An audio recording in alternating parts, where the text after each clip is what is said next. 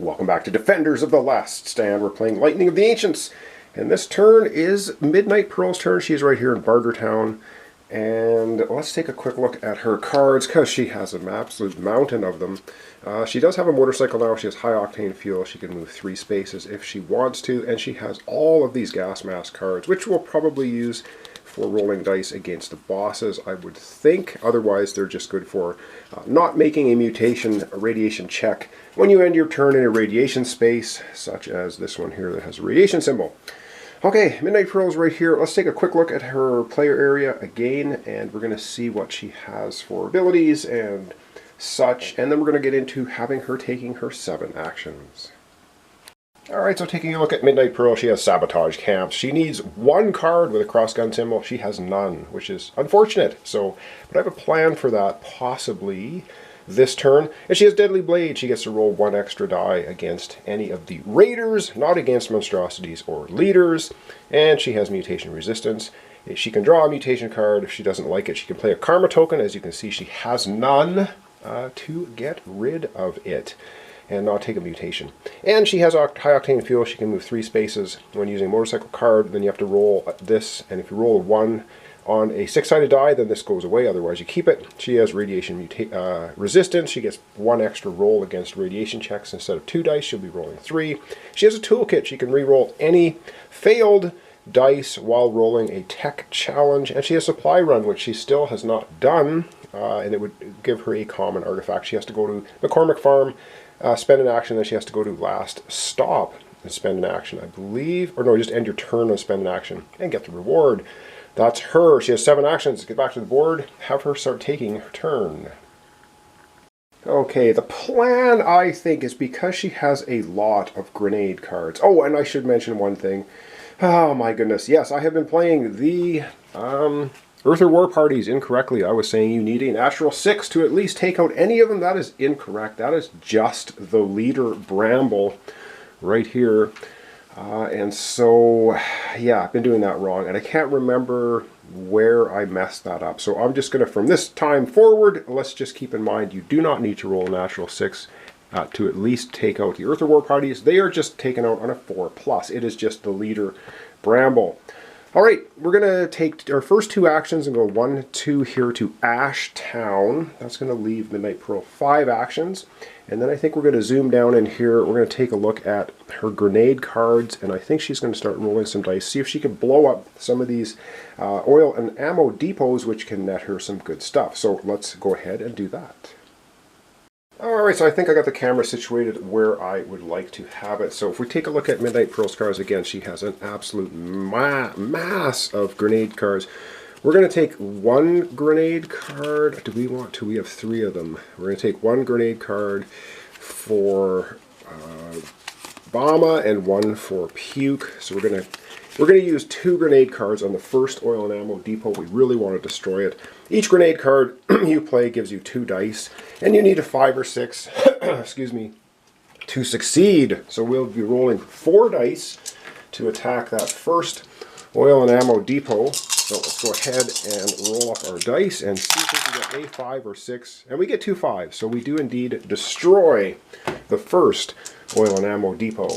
And boom, off the board it goes. And as for our rewards, we can get, I believe it is 2 defender cards, a karma token, which I think we're going to do, or a common artifact, or a special. I can't remember, but I think we are going to go ahead and take the karma token, because that lets us fire the Lightning with the Ancients. So that was her 3rd action, and she's going to now take a karma token for taking out that oil and ammo depot. And I think for another action, let's just go right ahead and try and blow up the other one. The only thing is, she only has 1 grenade card left, the Bramble grenade card. So we are going to ditch this one. This is only going to give her 2 dice to roll, and we need a 5 or 6. So if we can repeat that, we can actually get another karma token, or maybe we can go ahead and get 2 more defender cards, hoping to get cross-gun symbols. So let's see if we can do it first. 5 or 6, and we get Snake Eyes. So that was an absolute dud. Did not work. She blew up the first one. The second one was more heavily guarded, I guess. Not happening.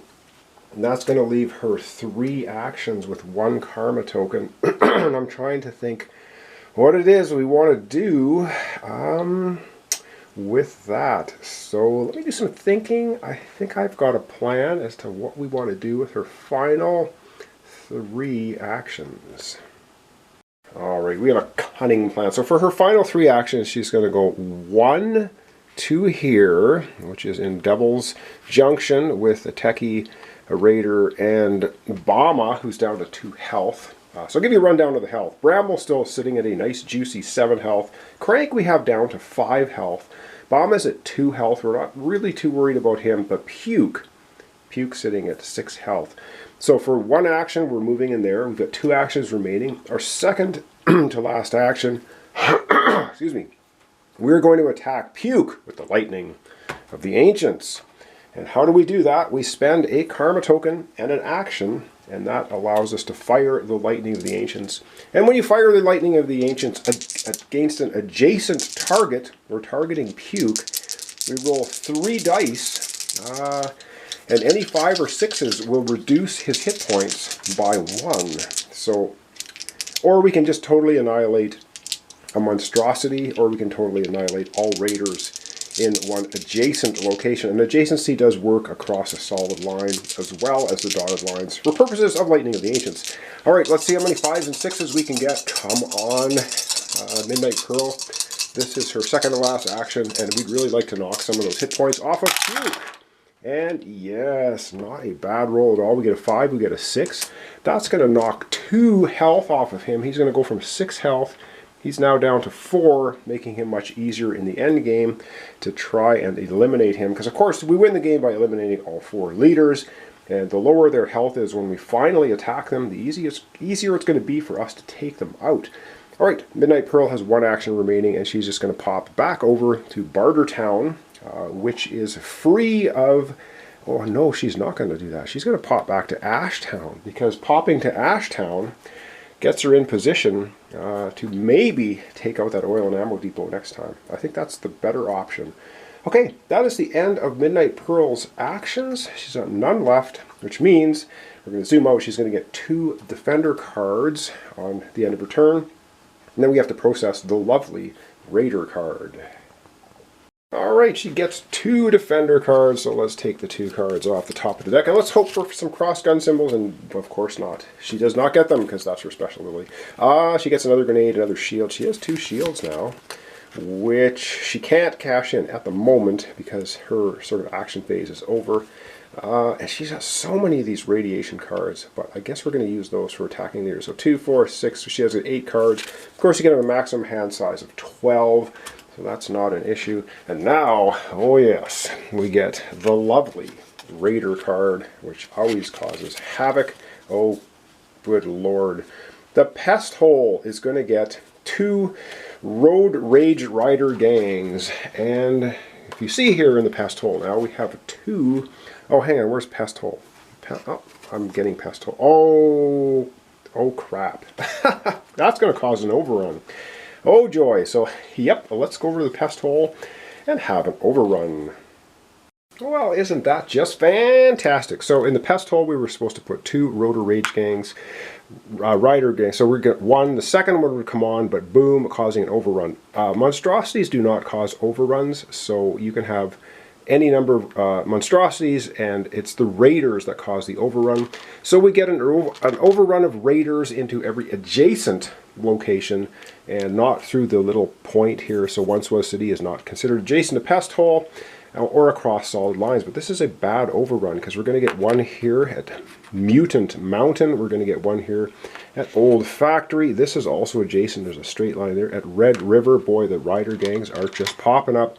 We're also going to get 1 at Red River Island. We also get 1 at the South Bridge, which I believe this Earther War Party was taken out by Frank last time. But again, I'm not going to retro that. We're just going to play hard difficulty mode for the first half of the game.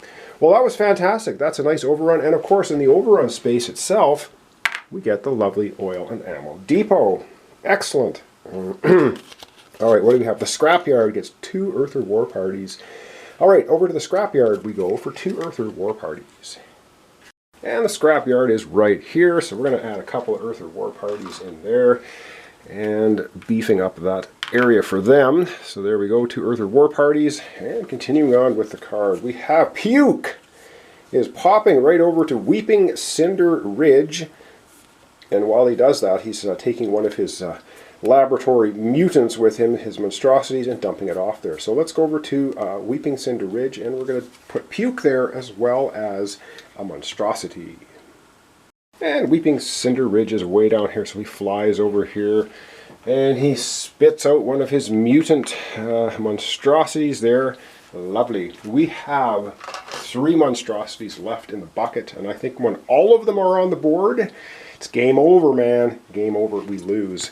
Alright, let's see what else we've got. Blessing of the Old Ones. Place a karma token at the old factory. Well, that's cool. We're going to get another karma token out there. They're good for firing Lightning of the Ancients, and that's space number 37. So at the old factory, we're going to get a karma token. So let's go ahead and put that karma token down there. And that location is in the very bottom right-hand corner of the board. Luckily, Frank is up next, and he's kind of close to this entire zone of activity here, so I'm sure he'll be buzzing around in here and possibly trying to pick up that karma token to be able to fire the Lightning of the Ancients. We'll see. So yeah, Frank's up next, and he's sitting here at Red River. Wow, this really got wild fast with that overrun. All right, we're going to zoom out, and we're going to wrap up our episode for today. Alright, I think that went pretty well. Midnight Pearl there took out the 1 oil and ammo depot, got a karma token, fired it off at Puke, knocked him down a couple hit points.